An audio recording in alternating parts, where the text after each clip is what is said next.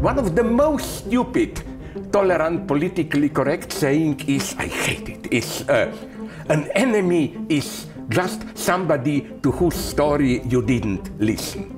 No, sorry, I read Mein Kampf of Hitler and I became even more enemy, and I listen to Russian media all the time, and I become even more. I think we should do everything possible to stop Russia. Not just to help Ukraine, but to get ready for a long-term conflict, because, you know, the plan of Putin is obviously to get Baltic states, and so it will go on. You know, now no way for Trump. I think, you know, what do you mean by that, sorry? I mean this.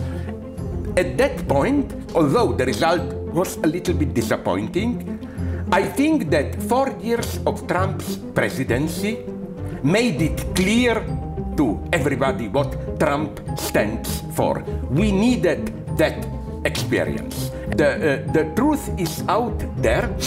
The truth is not deep in you. That's for me the lesson of Christianity. No, sorry to use this vulgar word. If you go deep into yourself, you discover shit.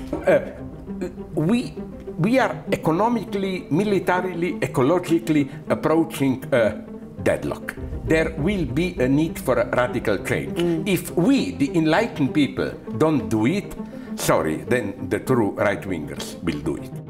Slavoj Žižek is probably as close as you can get to philosopher's Mick Jagger. He's debated Jordan Peterson, has over 100 million views on TikTok, and has been dubbed the most dangerous philosopher in the West. His new book, Christian Atheism, is out on the 4th of April, and he joins us now on Times Radio. A very good afternoon to you.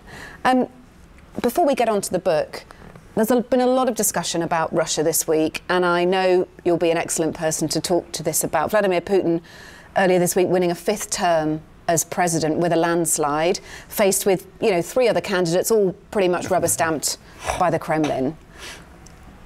What I would like to know is this the time for the West to intervene? Would there be merit to calling Vladimir Putin an illegitimate president? Yes. This may sound strange because, unfortunately, what is now emerging in the West, in parts of the so-called, I don't call them that, left, and many on the right, is this idea that we should have a more balanced view. Maybe Ukrainians provoke it too much, maybe we are giving too much money to Ukraine, and so on.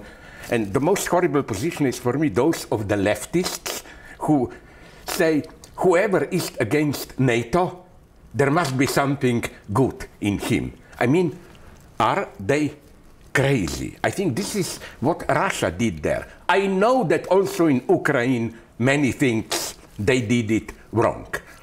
But listen, it was such a clear, pure aggression. First, as a warning to any leftist, I remember the 2 speeches just before the aggression, 21st and 23rd of February. Putin speeches, yes. You know which was the only name he pronounced there? Lenin. He said Ukraine should be called Ukraine of Vladimir Ilyich Lenin. For him, this is the original Bolshevik sin. Putin is not a kind of a KGB old communist hardliner. No, his entire terminology is explicitly returning to the imperial times of empire expansion, and point 2, I can understand vaguely Russian, so as much as possible through podcasts I'm listening to their media. It's nightmarish what a deep fanatically religious fundamentalism you hear there. They speak in the terms of eschatological struggle, Russia, protector of Christian civilization against the godless West. I mean, you have to, again, you have just to listen to them. You know, one of the most stupid, tolerant, politically correct saying is, I hate it, is an enemy is just somebody to whose story you didn't listen. No, sorry, I read Mein Kampf of Hitler and I became even more enemy, and I listen to Russian media all the time and I become even more. So that's the paradox. As still radical leftist, I think we should do everything possible to stop Russia. Not just to help Ukraine, but to get ready for a long-term conflict, because, you know, the plan of Putin is obviously to get Baltic states, and so it will go on. Do you think, so let's follow this on then and talk about NATO and whether Russia will force NATO to get involved by their actions, or whether NATO should step up further on Russia. And I want to throw into this as well the fact that, you know, are we in the West complicit by not delegitimizing Vladimir Putin, by not calling him the so-called Russian president after an undemocratic election? Are we complicit? Yes, we are. Now, I know there is the danger of global war and so on, so I'm not saying we should do crazy things, but we should first set a clear red line, how do you call it, limit. And and if Russia crosses that limit, I agree here with Macron. Everybody was shocked when he said we cannot totally exclude the possibility that Western NATO soldiers, we have to... What is the line for you, Slavoj? Just out of interest. The line is this one. I'm here pretty open. I know that that Ukrainians were making mistakes, nationalistic mistakes, that Russians in the Donbas region were oppressed and so on. But, you know, I remember the first day of the intervention. Biden was asked what will be the reaction. And he said something very sensible for me. He said, let's wait and see. Is this just a limited operation to just gain a little bit of territory there? No, now it's clear. Putin is repeating it again. We have to get rid of the Nazi whatever regime there. So that should be the limit. Ukraine should survive. Is there any naivety to Vladimir Putin? He's got this very set idea of what he wants to do. He wants to claim back territory. He wants to create another Soviet Union. Is there any naivety to that? But it's creative naivety. What do I mean by this? It's this type of most intelligent naivety where he says all the time openly what he wants, but he counts on the fact that we in the West will not take him seriously. I remember even the days before Russian aggression of Ukraine began. All my political friends, I had many of them, not only in Slovenia, were saying, this is rhetoric, don't take it too seriously, and so on and so on. But Putin is playing this game, which is, I think, the most intelligent form of cheating. Cheat, deceive with truth itself. You just say what you really want and count on the fact that people will not take you seriously. So naivety is a very dangerous thing. We learned the same from Hitler, from all the totalitarians and so on. Let's talk about your book, Christian Atheism. Yeah. I want to ask you this. For the first time in a census of England and Wales, less than half the population here, 46%, describe themselves as Christian, okay? So for the first time ever, it went below 50% Christian, people describing themselves as Christian. No religion was the second most common response in that census. That increased by 12 percentage points. So you can see where this is going. I wonder whether the rise of the right wing in Europe, whether the rise of MAGA in the US, I wonder whether that means we feel less unified by religion. What is the reason that we're falling out of love with religion? With which religion? I read somewhere that it's for me an extremely interesting data, that in the United States, if you focus on top corporate managers, you know what the large majority of them is? Not atheists, not Christians, but what I call ironically Western Buddhists. Some kind of enlightened meditation and so on. And this has a very dangerous conservative role. Why? You know that it always shocked me. Heinrich Himmler, if there ever was a bad guy, it's him. SS, the organizer of Holocaust. You know what was his favorite book? Bhagavad Gita. You know why? His question was, we are doing horrible things. We, SS. How can we retain our dignity without us becoming beasts, even if we are doing beastly things like an SS officer killing a Jewish small child and mother crying. His answer was Bhagavad Gita, this teaching ought act at a distance. Don't identify with your acts. And this is why I prefer Christianity. Because Christianity is for me an outward religion in the sense of, no, there is no deep truth in yourself. Go out of yourself, commit yourself. That's why, in this sense, I'm a Christian atheist. You know, my favorite part of Gospels is, you know, when, I think in Matthew, all good things are in Matthew, Gospel, a pupil asked Christ, but how will we know after you will die? How will we know that you returned? You know what Christ says? When there will be love between two of you, I will be there. So I reject all that stupid story, second coming, blah, blah, blah. No, Holy Spirit, the spirit of community, of believers, is already Christ. So it's already here. It's already here. It is. We don't have to wait for arrival and so on. We don't have to label it then either, do we? I wonder why you think, you know, now the majority, well, under 50% of people in the UK now declare themselves as Christian. Are people shamed? Are people worried about declaring themselves as Christian? Are people falling out of the love with religion, maybe in its traditional sense? But maybe this is not so bad. You know why? Because in the sense that I speak about atheism, which is for me Christian atheism, the lesson of Christianity is God dies. Not only representative of God. God himself dies on the cross. What is left is we, a community with a firm commitment and so on and so on.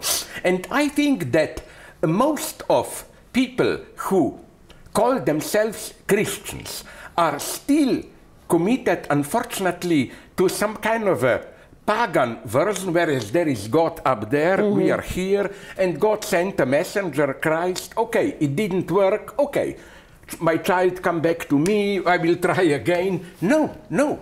Christianity is for me literally an atheist religion, and especially important again, a religion of commitment. It's not what you think deep into yourself. You know what you find in Christianity? A very deep insight that if I look deep into myself, I will not discover some inner truth and so on. I will discover probably a lie. Stories I invent to myself that legitimize the horrors I'm doing in actual life. For me, the truth is out there, like that series years ago. The truth is out there. The truth is not deep in you. That's for me the lesson of Christianity. Here Christianity is the opposite of all those Oriental meditation religions where they say, go deep into you. No, sorry to use this vulgar word, if you go deep into yourself, you discover shit. We are all dirty deep in ourselves. That's interesting. So let's talk about the second part to that question then, and the rise of the right wing in Europe, and also MAGA in the US. And I wonder whether, if we're less unified by religion, if we're less prepared to you know, say that we follow organised religion, traditional religion, if we talk about Christianity, etc., whether the rise of the right wing, whether the rise of the MAGA movement, Make America Great Again, whether that unifies us, whether we need a common cause. If we're not all following the Bible, if we're not all following Christianity, do we need another common cause? And is that why we've seen the rise of other... we will not find it there, because, you know... I know you won't, but to do you think that's the reason why... Answer, you know, once in United States, I gave an interview to a conservative commentator who asked me about moral majority. And my answer was, I'm totally for moral majority. But not for Trump. Trump is for me a model of a politician who preaches Christian values and so on. But look at how Trump acts.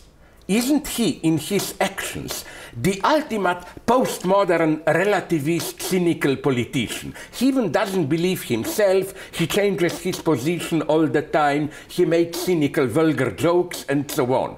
So, for me, Trump is the ultimate postmodern, cynical politician, while if there is any politician admitted in the United States, that's why I really like him, is Bernie Sanders. Isn't he a simple common man, never lost in any big rhetoric? Yeah, very, very clear. Is, for me, the very notion of moral majority. Okay. My solution is the left should take over the terms of respect, peace, even law and order, moral majority. Why? We live now in a very dangerous time where in developed and third world countries, gang rule or illegal organizations are taking over. You read horrible news in Haiti these days. Gangs practically took over the state.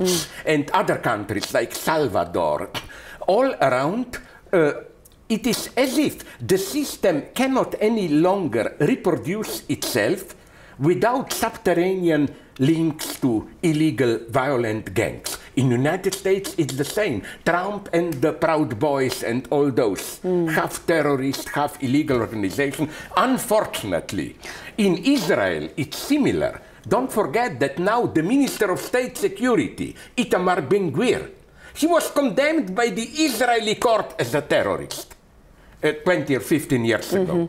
So this worries me very much, and as a guy with whom I don't always agree, but sometimes he has good ideas, Yuval Harari said, today we live in a crazy world where the right wing took over the revolutionary rhetoric and activity. You remember 6th of January 2 years ago? A popular crowd tried to overtake power. 3 years ago, we should say. Sorry, yeah. But you know what was the paradox? My leftist friends cried. They said, but we, the people, should be doing this. No, no. This vulgarity, brutality is now the domain of the right.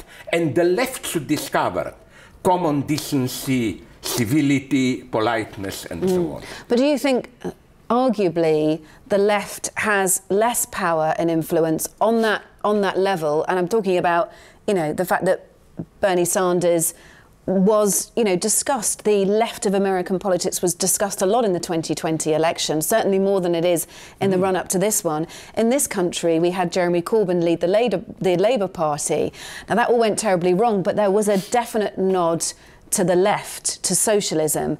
And now we have a very centrist Labour Party, a Conservative Party who are desperate to claim and identify with the right.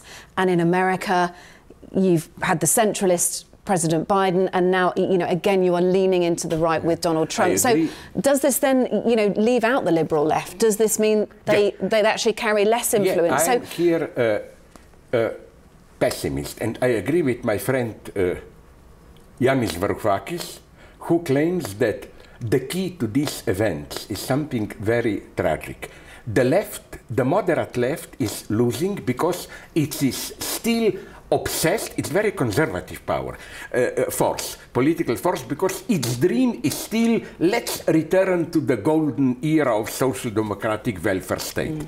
That's over. Varoufakis is right when he says that what we are having today is something that's problematic, but he calls it techno-feudalism. These mega corporations today, Apple, Amazon, and so on, they are no longer ordinary capitalist agencies. They are neo-feudal corporations controlling a certain domain. And this changes the entire picture. Yes, controlling what For we example, see, the kind of books, news we media, intake. Yeah. And here, so the problem is not how to counter capitalism. The problem is that capitalism is no longer the good old capitalism against which traditional social democracy worked relatively well. And you know what is so sad? That Trump knows this in some sense. He very intelligently uses this when he paints as the enemy the deep state, that is to say big corporations controlling us. He is simply up to a point right here. So I'm here totally opportunistic. I don't exclude anything. I'm even tempted to say that maybe at some strategic point the left should join forces with, sorry to use this very naive term, small creative capitalists against big corporations. We are now in such a suffocating pseudo-dynamic where everything changes, but the situation is getting more and more oppressive. Democracy is reaching an end, and especially, here I deplore the British Brexit. For me, in spite of all horrors that it did, I like the idea of European Union, which means different countries with different culture come together just to guarantee certain basic coordinates: ecology, women's rights, human rights, and so on. What we have now in all around the globe is this new nightmarish global capitalism combined politically and religiously with returning to strong nation state. Look at China. This is something new going on there. Now they are putting all the pressure on Uyghurs, on Tibetans. China is taking from the West, from Western Enlightenment, precisely that a thing that we should abandon today, which is strong nation state. Look at Modi in India, Hindu nationalism doing the same. Putin is basically doing the same, and so on. So, but there's lots of nations wanting to claim that kind of strong nation state. You know, perhaps we've become more selfish. Perhaps we want to take back ownership. I think, you know, certainly here in the UK, one of the most common reasons why people voted Brexit is that we, whether this is right or not, we want our country back. We want to be making the decisions that affect us as the UK. We don't want a court in Brussels making them for us. Now, you know, you know what's the problem ironically, here? most of our laws, legislation, the way we live is still according to what happens in Europe. Most of it is, with a few small caveats. Not only this, but I think that in today's global situation, when there are new power blocks, Russia, China, India, United States, this united Europe will simply become a popular tourist place and no longer what it could have been. In terms of power? In terms of power. Right. Military power, economic power, and so on. But and that's when you have to be concerned, isn't it, about the power of India, the power of China? Okay. And that's very dangerous. Because already now for the Chinese, I have many friends there, they told me, Europe, very interesting. If we are interested in development, we go to the United States, but Europe, London, Venice, tourist place. They really treat us as a tourist. Interesting. But did you also notice, sorry, just to conclude, another important point. That's what makes me a little bit pro-European still. Do you notice how now anti-Eurocentrism is appropriated by almost everybody? Latin American leftists are against Eurocentrism. Trump is terribly against centralized Europe. He wants to dismember Europe into autonomous state. Putin is against Eurocentrism. Everybody is against Eurocentrism precisely now when the European legacy, what is hopefully authentic in this legacy, human rights, feminism, and all that, some economic justice is under threat everywhere. Let's talk about a potential second term in presidency for Donald Trump. So in 2016, I was watching an interview and you said you would vote for Trump, mainly because you didn't like what Hillary Clinton had to offer. You didn't like her version of capitalist, that she presented as socially progressive, but actually she's a capitalist. And you also said that if Trump was elected back in 2016, it would disturb the political consensus. It did. I think without Trump, there wouldn't have been a small level of democratic socialism. But let me interrupt you, I'm sorry, but you know, now no way for Trump. I think, you know... What do you mean by that, sorry? I mean this. At that point, although the result was a little bit disappointing, I think that 4 years of Trump's presidency made it clear to everybody what Trump stands for. We needed that experience. And I think another thing... But then why do Americans want to go back to that? Because the majority of the Americans favour Donald Trump, and so they're telling us they want that again. Center-left, no, they really this is why they are escaping into woke culture, cancel culture, and so on. Do they really have any clear vision apart from simply returning to the old social democratic ideal and so on and so on? Biden is not even so bad here. You remember a couple of months ago, he went to Chicago or where to support the auto workers strike and so on. But no, I think that we are approaching, that's why I call myself a communist, ironically, but warning, a moderately conservative communist, no? Communist means this, look at ecology. Look at all these temperature oscillations and so on. These are problems which cannot be resolved locally. It's a matter of survival to invent a more tight international cooperation. Concerning immigration, here I disagree with many of my leftist friends whose solution is, oh, let's just open borders and so on and so on. No, this is a catastrophe for me, because then you will have here right-wingers returning to power. See what's happening now in Germany, but especially in Denmark, Sweden, and so on. Maybe in France it will be. So we are economically, militarily, ecologically approaching a deadlock. And I think that the liberal left still approaches the problem in the sense of, let's just do it a little bit in a more moderate, careful way. Basically, they don't want to change anything, just let's try with our lives going on the way they are. No, there will be a need for a radical change. If we, the enlightened people, don't do it, sorry, then the true right-wingers will do it. Let's finish off with the shades of time. And when we look back on this generation, this era, how do you think it will be defined? Ah, wonderful that you said this. My love is to study quantum physics. And you know, this idea of hologramic approach where the same situation could be retroactively redefined in different ways. Our situation now, I think, is hologramic in the sense that it can be read in 3-4 different ways, and the situation is open. I'm no longer Marxist in the sense of there is the goal of socialism or whatever. We don't know. We are really in a radically open situation. We will see retroactively what is really happening today. But what is happening today? Sorry? What is happening today? But again, my point is here much more paradoxical. Okay. What is happening today is an open situation where it's not clear where it leads. It's up to us. Maybe if Western Europe collapses, they will say Western Europe was just an aberration. Really, we are entering this new BRICS era, which I find nightmarish and so on. You know, it's... okay, I will draw a megalomaniac comparison with culture. I admire Shakespeare. But you know that Shakespeare became Shakespeare only in the late 18th century.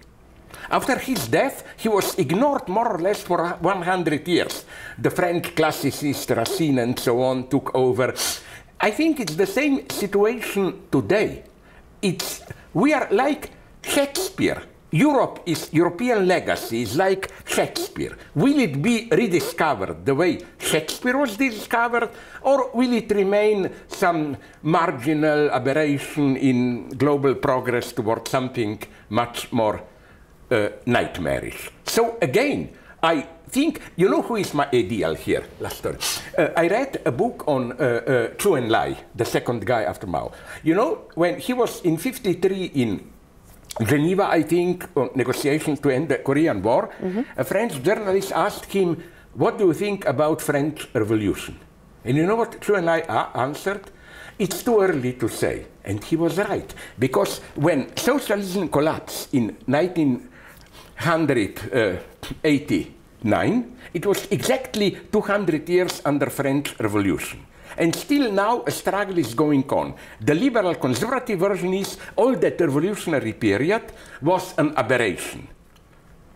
But maybe not. I'm still sympathetic to Jacobins. And you see, it becomes clear retroactively. It depends on us. I don't believe in fate.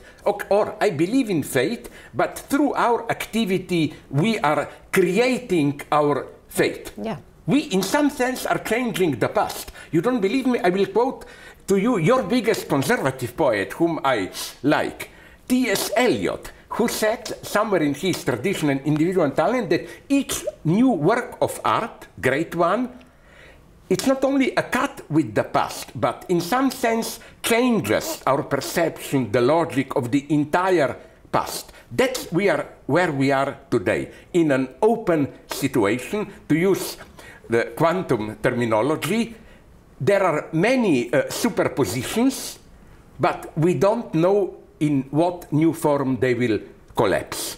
It's an open situation.